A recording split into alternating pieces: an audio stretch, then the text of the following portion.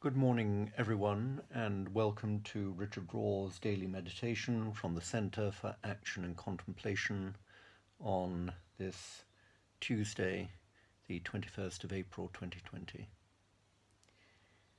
And the theme for this week is Teresa of Avila and John of the Cross, two great so-called Spanish mystics of the 16th century.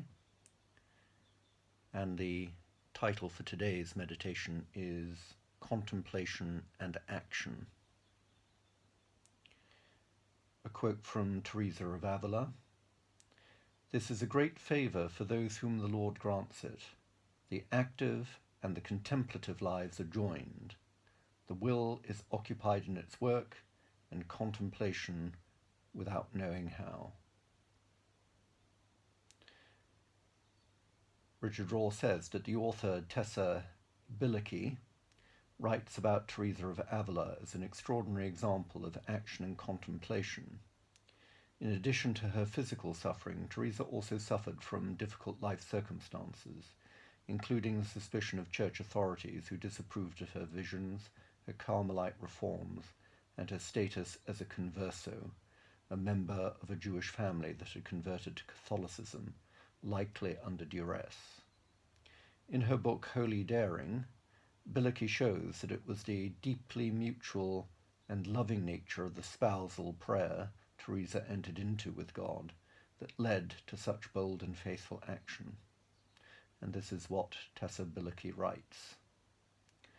Teresa is not only one of the greatest contemplatives in the Western spiritual tradition, but also one of its greatest activists. Tremendously involved with people and projects, constantly on the go, Teresa still found time to make prayer a priority. She founded new convents at a rate of 1 and sometimes 2 per year.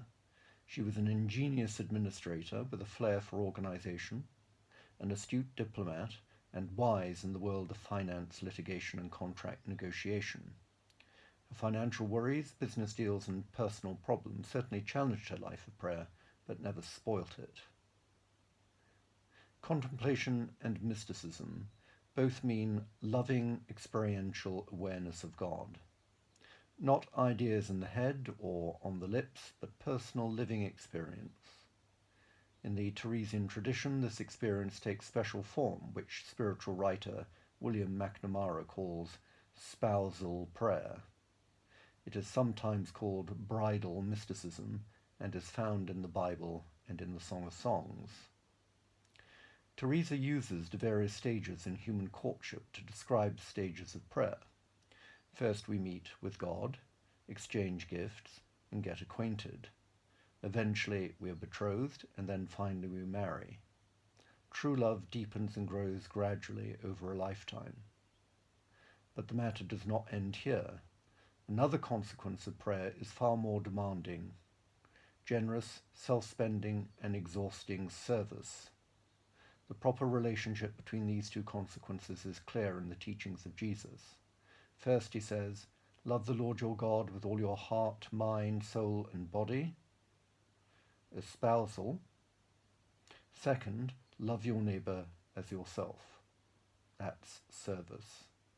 See the Gospel according to Mark, chapter 12, verses 30 and 31. As our prayer grows deeper and more authentic, we want to spend ourselves serving God and the world created out of divine love.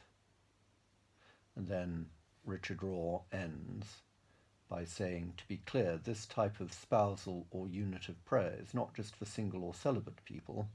It is available to all of us who are willing to risk surrendering our hearts and lives fully to God.